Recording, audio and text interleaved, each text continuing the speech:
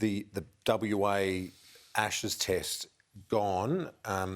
This is a situation where Queensland's starting to re-engage and reopen earlier, WA going the other way. It's quite the divergence right now, Graham.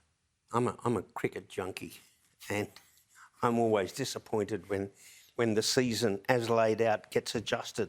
You know, whether or not we're going to have another test in Melbourne or Hobart, sort of, it changes things. But yeah, at least some people in Queensland have woken up to themselves.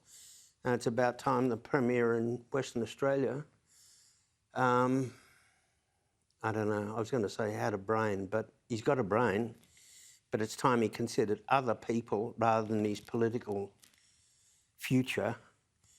And just imagine all those families in Western Australia who may not see their kids, their grand things for Christmas, haven't seen them for 2 years. Terrible. But he remains very popular. It's not like he's doing this against the flow of support. Well, correct. And whatever views you may hold, he's been entirely consistent. He's not doing special favours for Cricket Australia off the back of all of this.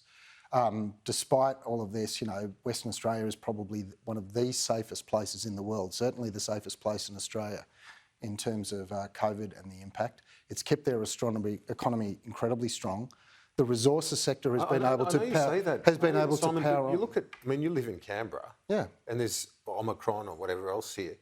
It still feels pretty safe with a vaccination rate of 98%. Would you agree with that? I do appreciate that. We also just went through a really extended lockdown. Now, you've got to think about Western Australia. He's kept that resources sector going. That has actually powered our economy. It's delivering benefits for the budget that we are all going to see the benefit of. We've been able to knock Brazil out of the park in terms of our trading relationships. But if they can build up the vax rate, and he's in a position to... Yeah, but people also forget that there are a lot of remote Indigenous communities in Western Australia that are highly vulnerable. He wants to make sure that they're protected and as safe as possible.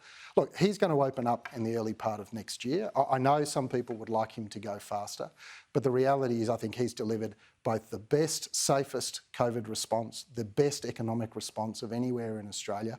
He will open up safely early next year. I know it's painful for people to wait a little bit longer. The West Australian Premier is very lucky he's got some expensive dirt to dig up, otherwise he'd stay to be broke. It's hard. You can say that. The Prime Minister can't, because politically he'll lose 3 seats like that in the federal election. Yeah, he'll probably lose a couple anyway, won't he? I just think it's true. Small business over there is in terrible shape. The building things in terrible shape. The only thing that's kept them going is very expensive dirt that we're exporting. But this is wrong. Small business is doing fantastically in Western Australia. Jobs are growing and booming in that state right across the economy. Simon, Graham, gentlemen, great to chat. Appreciate it. Pleasure.